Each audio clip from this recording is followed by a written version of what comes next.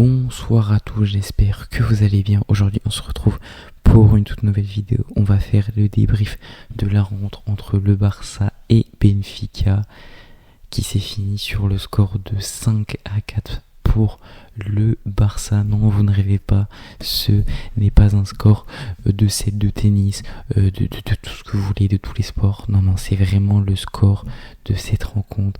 Un match complètement fou. Franchement, pour moi, c'est le match de l'année, très clairement. À part si vous êtes pas supporter barcelonais, je pense que vous êtes heureux actuellement de ce qui vient de se passer. Parce que ce qui vient de se passer, c'est le Barça qui s'est transformé en Real Madrid. Voilà, très clairement. Parce que mettre ce but à la dernière seconde, c'est Real Madrid. Passer de 4-2 à 4-5, c'est Real Madrid en l'espace de 10 minutes, 15 minutes. Franchement, c'était fou. Bon, déjà, on va commencer par quelque chose qui est nul. On va parler de tout ce qui est négatif côté Barça. Pour commencer, voilà. On va commencer par ça pour après parler de tout ce qui est positif parce qu'il y a quand même pas mal de choses qui sont positives. Mais on va commencer par le négatif. Déjà, l'entame de match. L'entame de match a été infâme, digne des pires matchs du Barça, digne de Quique Setién Prime sur le banc de 2020 quand le Barça se prend 8-2 contre le Barça. Ça, c'est une entame de match comme ça. C'était les entames de match tar Quique Setién, tar Ernesto Valverde, tar Coman. Vraiment des entames de match qu'on ne veut plus jamais voir. Ce n'est pas possible de voir ces entames de match. T'encaisses un but à la deuxième minute, troisième minute sur une défense qui est absolument invisible. Ensuite t'encaisses 1, 2, je crois même 3 grosses occasions sur les 5 prochaines minutes. T'aurais normalement pu finir, non c'était 2, t'aurais pu finir à 3-0 déjà pour Benfica au bout de 5 minutes. Si ils sont réalistes, je vous avais dit, Benfica c'est pas forcément une équipe très réaliste, ça c'est encore confirmé ce soir. Donc normalement tu finis à 3-0 au bout de 5 minutes. On a eu de la chance, ils en ont raté 2 sur 3, on t'est quand même mené. Et une fois que ces 5 grosses minutes étaient compliquées, c'est un peu revenu à la normale. Voilà, le Barça a repris les rythmes, le Barça était au-dessus, etc. On a commencé à installer notre jeu, à avoir quelques occasions. Lamine Yamal qui a été très en difficulté d'ailleurs sur ce match. Voilà, on a commencé à créer des choses. Et là, Baldé qui se fait faucher dans la surface, l'arbitre ne siffle pas. Après, il se rend compte que Énorme se mêle sur Baldé, donc logique. Penalty, on réduit le score, on revient à égalité 1 partout. Je vous le dis, le penalty qui a été sifflé en Liga, c'est jamais sifflé. Voilà, c'est la petite parenthèse. Donc une fois t'es 1 partout, tu te dis ok, tu domines, c'est bon, ça va le faire. 3-1. Comment ça, mon ref ? Comment tu peux passer de 1-1 à 3-1 ? Tu fais l'énorme erreur de Szczęsny, mais on va revenir sur Szczęsny parce que c'est vraiment le match de clown des gardiens. Franchement, c'était magnifique. On a bouffé du gardien. Là, franchement, les gardiens, si vous voulez de l'exposition sur ce match, ils se sont régalés. Il y a exposition à 100% de leur côté. Il n'y a pas de problème. Énorme erreur de Szczęsny qui vient met une balayette laser à Baldé pour le coucher au sol. Du coup, Pavlidis tout seul met un second but. Ensuite, troisième but. Bon, alors là, très clairement, il n'y a pas péno. Szczęsny, ok, bon, encore une fois, sortie qui pue sa mère. Mais par contre, il n'y a pas péno parce que Szczęsny ne touche pas en fait le joueur qui ne fauche pas du coup. Je sais plus qui c'était, en tout cas, il ne touche pas. L'arbitre siffle quand même penalty. La VAR n'intervient pas. Ok, d'accord, pourquoi pas. Enfin si, la VAR intervient en fait, mais elle dit non, c'est bon, tranquille, je peux y aller. Bon, Pavlidis converti. Après on a un peu galéré, on a vraiment été dominé sur la fin de première mi-temps. Voilà, on a eu du mal. En seconde mi-temps, on a senti quand même que le Barça était là pour faire quelque chose. On se procure un penalty logique, je sais plus, je crois que c'est Lamine Yamal qui l'obtient, 4-2. Et après tu te prends Céceda et Araujo, genre 5 minutes plus tard, 4-2. Là tu te dis franchement que le match il est pas pour nous, qu'on est venu en touriste avec 2 gros clowns que sont Araujo et Szczęsny. Parce que si tu regardes en vrai, alors on enlève le penalty. Normalement Benfica a un but sur ce match, voilà, donc ok, bon c'est pas grave, ok, à ce moment là tu te dis c'est fini, et pourtant quelque chose de mystique, de magique se passe. Le Barça Mais je me suis rendu compte en fait en faisant la vidéo que j'avais fait une erreur. Le deuxième but, c'est pas le penalty de Lewandowski, c'est le gardien qui dégage sur Rafinha. Et Rafinha, genre en gros, le gardien dégage sur Rafinha qui finit sur la tête et il y a un but. Bon bref, le but le plus gaguesque au monde. Vraiment le clown côté gardien, c'était vraiment n'importe quoi. Et donc on est du coup on revient après le CSC d'Aroro 4-2. Là, penalty provoqué par Lamine Yamal 4-3. Donc là il y a 4-3. On se dit ok, pourquoi pas. On sait jamais. Il reste 15 minutes, plus ce temps additionnel 20. On sait jamais. On est à la 86e et là Eric Garcia décide de mettre une tête. 4-4. Je vous jure, j'y croyais, je vous jure, je veux dire une anecdote. Au troisième but de Lewandowski, j'ai commencé à mettre de la musique brésilienne dans mes oreilles. Je me suis dit, ça va attirer les bonnes ondes, je sais pas quoi, on va gagner. Je vois 4-5, je vois 4-4 plutôt, je me dis, ok, là c'est le moment, là va y avoir un truc. À la dernière action, je me suis dit, bon c'est mort. Et là, mais c'est qui fait la passe même sur le dernier but de Rafinha, c'est Ferran Torres. Et le gars, il dégage au hasard, vraiment, mais au hasard, pur hasard complet. En fait, c'est plus un dégagement qu'une passe. Et je me dis, attends, on sait jamais, il y a Rafinha. On sait jamais, il y a peut-être un joueur. Vraiment, j'espérais qu'il y avait un joueur. Et là, je vois, il y a Rafinha.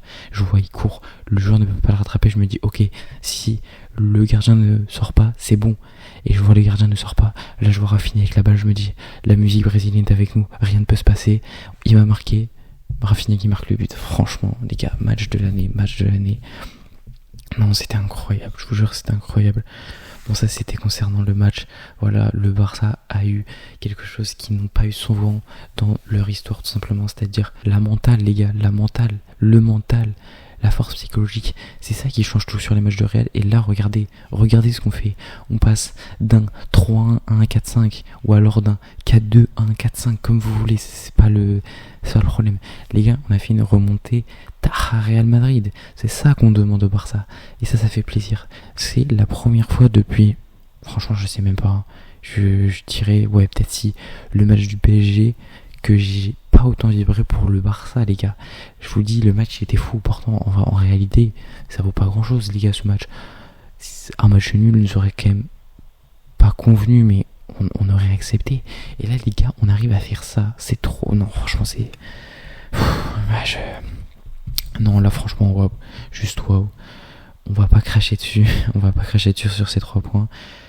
Concernant Benfica, parce que je vais quand même parler d'eux, ils le méritent.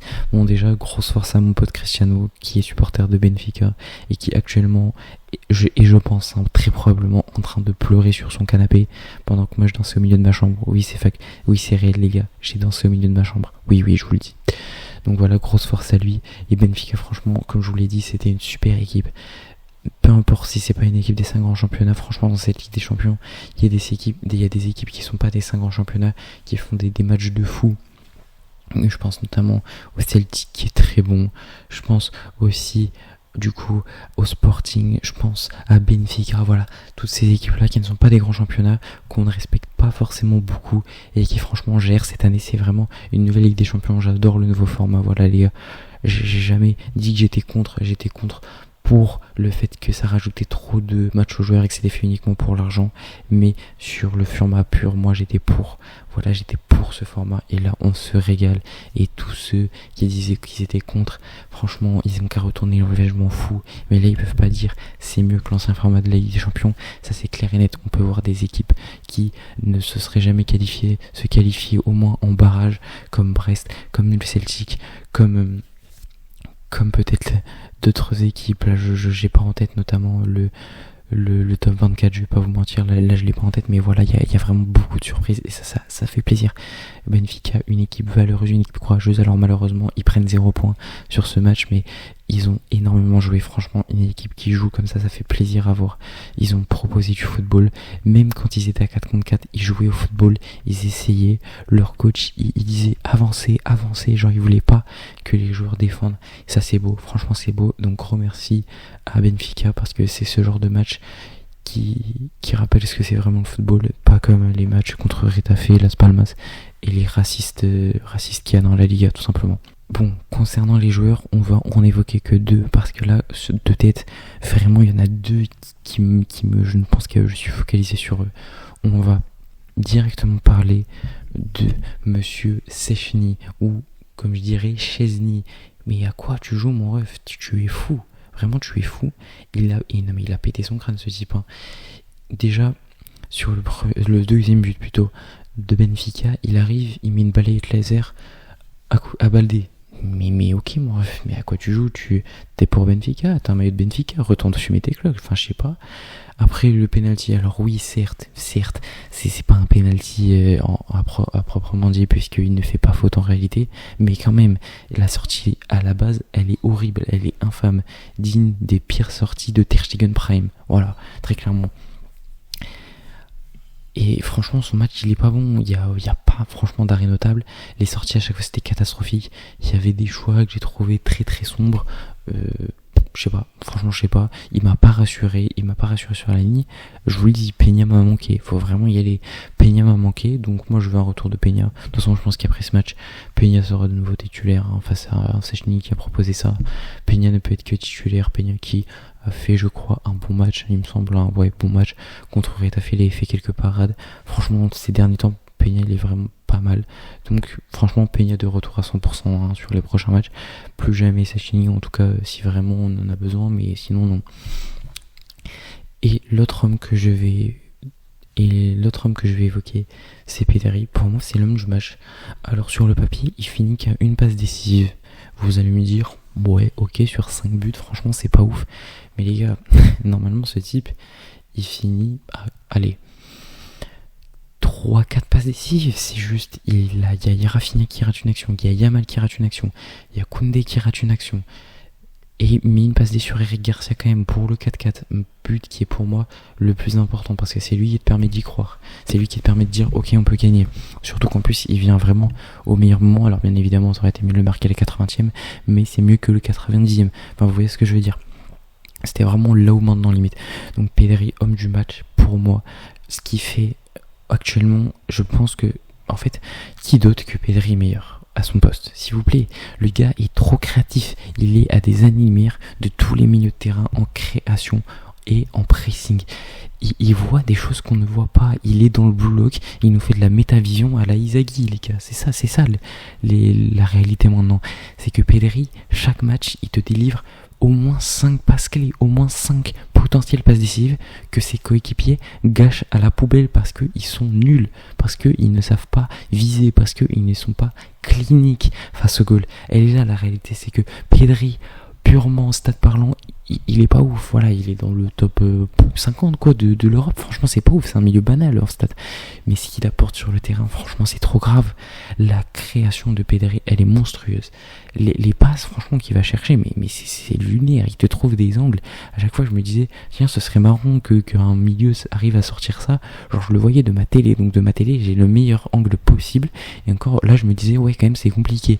Pedri la sortait la passe, je vous promets, ça m'a fait ça 3 fois sur le match, je me suis dit putain la passe ça serait incroyable, 1/1000 de seconde après il l'a fait, 1/1000 de seconde après il l'a fait, mais comment c'est possible, il a une caméra du match dans ses yeux, enfin s'il vous plaît, non c'est trop grave.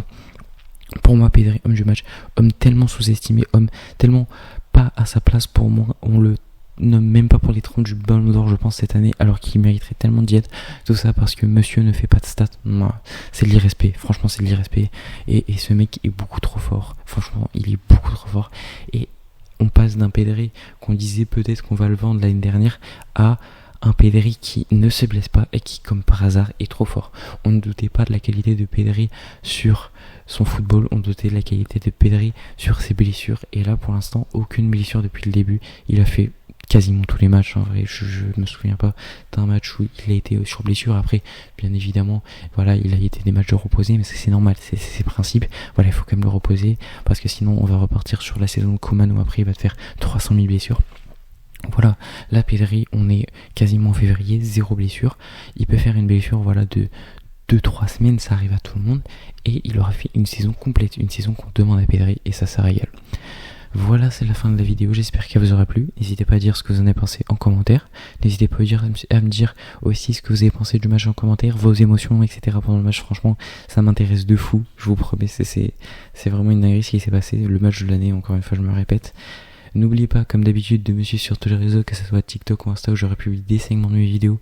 Donc vous prenez celui qui vous arrange et vous le regardez. Et je suis aussi bien évidemment sur Twitter. On a vraiment vécu des émotions de fou sur Twitter. Et n'oubliez pas, comme d'habitude, de liker la vidéo, de la partager, de vous abonner, d'activer la cloche. Et moi je vous dis tchuss.